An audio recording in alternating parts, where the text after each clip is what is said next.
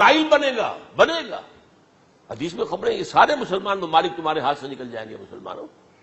یہ عراق اور اردن اور یہ اور وہ، یہاں تک کہ ترکی، سعودی عرب کا بھی شمالی حصہ نکل جائے گا. البتہ مدینے کا جو ان کا پروگرام ہے اس کو اللہ نہیں پورا ہونے دے گا. مدینے میں داخلے کی ان کو اجازت نہیں ملے گی. بہرحال یہ سارا کچھ ہونے والا ہے. وہ وقت بھی آنے والا ہے کہ حضور کی ایک حدیث کے مطابق ایک شخص کے 1000 بیٹے ہوں گے تو 999 ختم ہو جائیں گے، ایک بچے گا. یہ وقت بھی آنے والا ہے کہ حضور فرماتے ہیں اتنی بڑی جنگ ہوگی، اتنی خوریزی ہوگی کہ پوری زمین اٹھ جائے گی لاشوں سے. تو پرندہ جو ہے کوئی، ایک تو پرندے ہوتے ہیں کہ جو مردار خور ہے، گدھ ہے، وہ تو بڑی خوشی سے اتریں گے، تناول فرمائیں گے لاشوں کو. اسی طریقے سے کوے ہیں، چیلے ہیں. لیکن جو نفاست پسند پرندے ہیں وہ لاش کے اوپر اترنا نہیں چاہتے. تو ایک پرندہ اڑتا چلا جائے گا، اسے کہیں زمین پر اترنے کی جگہ نہیں ملے گی، لاشیں ہی لاشیں ہوں گی. یہاں تک کہ وہ تھک ہار کر اس کی جو ہے پر جواب دے جائیں گے، گرے گا تو لاش پر گرے گا. یہ وقت آنے والا، اور یہ یہودیوں کے ہاتھ میں، یا یہودیوں کے جو سپورٹرز ہیں اس وقت، جو ان کے ہاتھ میں آلہ کار ہے، ان کے ہاتھوں آنا ہے.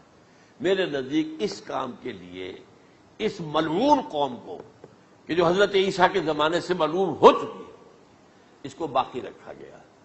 اسے یہ موقع دیا گیا ہے. اس نے اسرائیل بنا لیا ہے. تقریباً 2000 سال کے بعد وہ دوبارہ آ کر آباد ہوئے اس سرزمین میں جہاں سے نکال دیے گئے تھے 70 عیسوی کے اندر. یہ سارا کچھ کیوں ہو رہا ہے؟ ان کا یہ استثناء کیوں کیا گیا؟ یہ بڑی تلخ بات ہے، یہ یاد کر لیجیے. کیونکہ یا تو قوم اسی وقت ہلاک کر دی جاتی، جیسا کہ ہوا قوم نوح، قوم ہود، قوم عاد، قوم ثمود، قوم شعیب. یہ ہوا کہ نہیں ہوا؟ اور سدوم اور عمورہ کی بستیاں جہاں حضرت لوط بھیجے گئے، اور آل فرعون جو ہلاک کیے گئے. یا تو پوری قوم ہلاک کی جاتی، نہیں. یہ یوں سمجھیے کہ اس پورے معاملے کو درمیان میں سے ایک وقفہ دے دیا گیا، حضرت عیسیٰ کو اٹھا لیا گیا، اور حضرت عیسیٰ دوبارہ آئیں گے. یہ کیوں کیا گیا؟ اب اس میں بڑی تلخ بات آپ سے کہہ رہا ہوں، یہ آپ کے لیے قبول کرنا آسان نہیں، حلق سے نیچے اٹھنے کی مشکل سے. اس قوم کو زندہ رکھا گیا ہے جو ملعون اور مغضوب علیہم قوم ہے. سب سورہ فاتحہ میں مفسرین لکھتے ہیں ضالین یہ نصارہ ہیں، اور مغضوب علیہم یہ یہودی ہیں.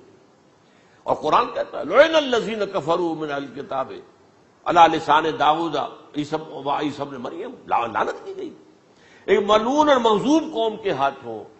آخری امت محمد اور اس کا بھی بہترین حصہ، اس پر عذاب ان کے ہاتھوں آئے گا. اربوں پر عذاب یہودیوں کے ہاتھوں، اس لیے ان کو بچایا گیا. یہ میں نے کئی دفعہ واقعہ سنایا، مولانا اسلائی صاحب بتایا کرتے تھے، کیونکہ وہ راجپوت تھے، یو پی کے راجپوت، مشرقی حصے کے. کہ ہمارے ہاں کوئی نوجوان اگر کوئی بڑی گری ہوئی حرکت کرتا تھا تو اس پہ سر پر چمار کے ذریعے، چمار کے ہاتھوں جوتا لگوایا جاتا تھا. اگر راجپوت کے سر پر راجپوت کا جوتا گرا تو چلو تکلیف تو ہوئی، لیکن یہ کہ راجپوت کا جوتا گرا ہے نا، پڑا ہے. لیکن راجپوت کے سر پر چمار کا جوتا، جس کو آپ انگریزی میں کہتے ہیں to add insult to injury, تو تکلیف بھی ہے جوتا کھانے کی، اور انسلٹ ہے کہ ایک چمار مار رہا ہے. یہ امت سب سے خیر امت ہے. کنتم خیر امت اخرجت للناس. اس کے لیے عذاب بھی بدترین آئے گا. اور کن پر آئے گا؟ اس امت کا جو اصل نیوکلیس ہے عرب، جس کے بارے میں حضور کی حدیث موجود ہے ویل للعرب، عرب کے لیے بہت بڑی ہلاکت. اور آج ہماری نظر میں آ رہا ہے وہ ملعون اور مغضوب علیہم قوم، ان کے سینے کے اندر خنجر کی طرح بھونکی گئی ہے. اور 30 کروڑ کے قریب عرب بے حمیتی، بے غیرتی، بزدلی، کمزوری، ذلت، مسکرت کی مثال بنے ہوئے. کوئی بول سکتا ہے اس اسرائیل کے خلاف؟ کوئی بول سکتا ہے؟ 30-35 لاکھ آدمی ہے اسرائیل کے اندر یہودی، اس سے زیادہ تو امریکہ میں 50 لاکھ کے قریب. کل 1.25 کروڑ آدمی ہے یہ یہودی پوری دنیا کے اندر. لیکن دیکھیے جو چاہتا کرتا ہے. جب چاہا اس نے عراق کے ایٹمک انسٹالیشن کو تباہ کر دیا، اور سعودی عرب کی فضا میں اس کو فیول کیا ہے انہوں نے. دوبارہ ری فیولنگ جو ہوئی ہے ان کے جہازوں کی، وہ سعودی عرب کی فضا میں ہوئی. اللہ تعالیٰ نے یہ کوڑا ان مسلمانوں کے لیے رکھا ہوا ہے کہ جن کے رتبے ہیں سوا، ان کی سوا مشکل ہے. جتنا اونچا مقام اللہ نے دیا عربوں کو، ان میں حضور کو اٹھایا، ان کی زبان میں اپنا آخری کلام نازل کیا، تو ان کی ذمہ داری بھی بہت ہے۔ جن کے رتبے ہیں سوا، ان کی سوا مشکل ہے۔ یہ ہے میرے نزدیک واللہ اعلم